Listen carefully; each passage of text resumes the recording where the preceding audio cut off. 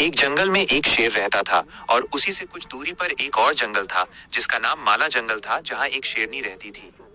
पहली मुलाकात। माला जंगल का शेर किसी काम से दूसरे जंगल गया, जहाँ उसने शेरनी को देखा और वो उसकी आंखों को बहुत पसंद आ गई। अगले दिन वो फिर उसी जंगल में गया जहाँ शेरनी की नजर उस पर पड़ी। प्यार की शुरुआत। दोनों की नजरें इशारों में मिली। फिर शेरनी शर्माकर वहां से चली गई। इंतजार। शेरनी के जाने के बाद शेर उसके बारे में सोचता रहा और कुछ समय बीत गया। गलत फहमी। शेरनी अपने मौसी के घर गई हुई थी और कुछ समय बाद घर लौटी। शेर को लगा कि काफी समय हो गया है और अब शेरनी वापस आ गई होगी। भ्रम की स्थिति।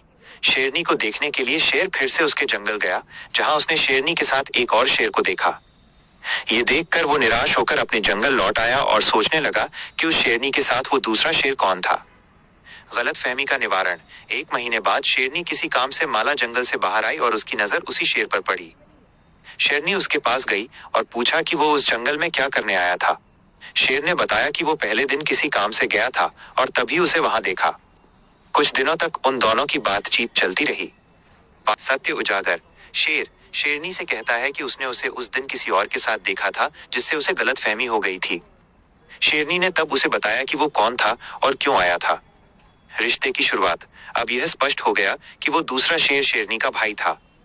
दोनों को एक दूसरे को जाने काफी समय हो चुका था और वे काफी समय तक बातचीत करने के बाद सोचते हैं कि उन्हें अब रिलेशनशिप में आ जाना चाहिए। सुखद अंततः तभी शेरनी हाँ कर देती है और कुछ समय बाद वे शादी कर लेते हैं और वो अपनी फैमिली के साथ खुशी खुशी रहते हैं। कहानी के अंत में लिखा है,